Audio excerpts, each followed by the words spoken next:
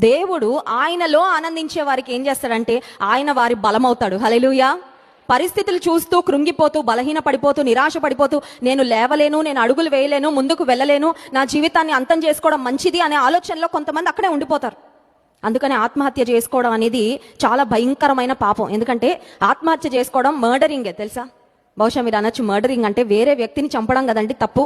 మనల్ని మనం చంపుకుంటే ఏంటంటే ఆత్మహత్య, suicide is murdering one self. నిన్ను నీవు మర్డర్ చేసుకోవడం. నీవు నీ సొత్తు కాదు కదా, నీవు నీ సొంతం కాదు కదా. నిన్ను సృజించిన దేవుడు ఒక ఉద్దేశంతో నిన్ను నన్ను ఈ లోకంలోకి పంపించాడు. సో మన దేహం మీద, ఆ తర్వాత మన ప్రాణం మీద మనకి లేదు అధికారం, దేవునికి ఉంది అధికారం.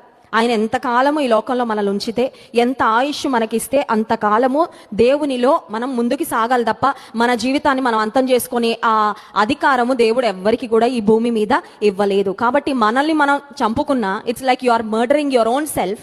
అంటే దేవుడు నీకు ఇచ్చిన అధికారాన్ని నువ్వు మిస్యూజ్ చేసుకుంటూ నీ ప్రాణాన్ని తీసుకుంటావంటే అది దేవుని దృష్టిలో భయంకరమైన పాపము, అపరాధము అని ఖచ్చితంగా గుర్తించాలి.